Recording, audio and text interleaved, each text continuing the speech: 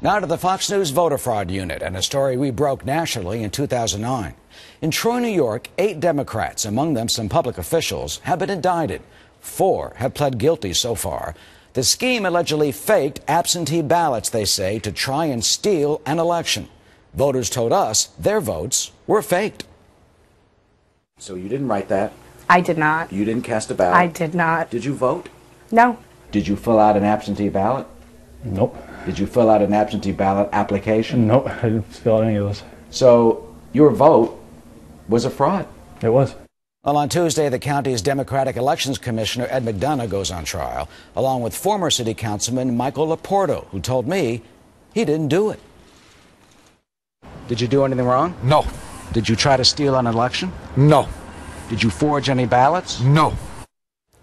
Oh, joining us now to talk about this is Bob Murch, the former Republican leader of the county legislature who first discovered the alleged fraud, and Frank LaPasta, a former Democratic Party chairman in Troy who warned about it. Gentlemen, welcome. Bob, good to see you. The big question, how easy is it to steal an election with absentee ballots?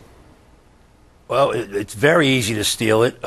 Unfortunately, it happened in Troy, and it's an insider game. It takes insiders to do it, and I think it takes insiders to catch those that try to steal the election. Well, that's the big issue. In Indiana, you have allegedly fraudulent petitions on President Obama and Hillary Clinton's petitions from 2008, and it took a whistleblower for that. Are you saying that it's easy to do this and not get caught?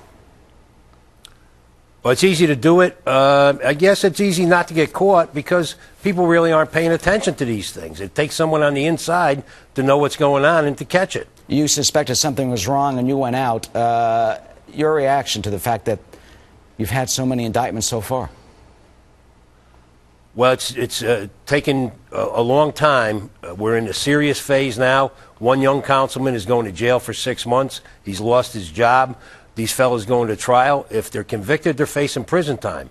Now, they stole an election and they won, but what did they really win? They've ruined their lives. Frank, when you first found out about it, you condemned it, and what, you got run out of the party for doing that? Yeah, pretty much, Eric. It was pretty obvious 2 years ago that there was something wrong with that election. I spoke out. I said that anyone who was involved should leave the Democratic Party, and I still stand by those words right now. It's unfortunate where it's gotten to right now, where people have been indicted. It looks like jail for one of the former councilmen and an upcoming trial. So it's unfortunate. I wish it didn't happen, but the lesson to be learned is political parties have to police themselves. You know, one of the Democratic operatives who pled guilty, Anthony DeFiglio, said it's a, quote, normal political tactic on both sides of the aisle. I mean, do you think this has been a normal political tactic, Frank? No, I don't think so at all, Eric. I think that that's an overstatement. It might have happened in the past, but I ran for council 4 times, and I was never involved in anything like this. How do you stop it? You punish those that are involved, and that's what's going to happen. You see 4 felony counts for 4 different people. They've pled to the felonies. You've got 4 more people indicted, and this will soon be over. But it's awfully sad for the Democratic Party in Troy. Yeah, Bob, your final thoughts. How do you stop this from happening, not just in Troy, but throughout the country, when you see cases that are similar to this popping up? Well, to be honest with you, I don't think you can stop it. People are absorbed with their own lives. You know, as long as their garbage is being picked up, snow being plowed, the average person isn't paying attention to this, and it's happening in many places. So how do you stop it then? Check your voting registration? Well, the only way it stops is it's going to take people inside politics that are following it every day, inside the campaigns, to catch this stuff, bring it to the public, and hopefully Fox News will report it to Fox News to get the exposure that it takes to put a stop to it.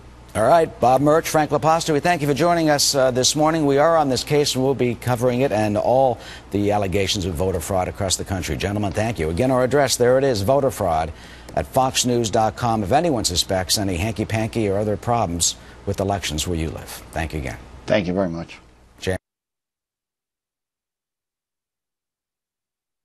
Hi, I'm Mr.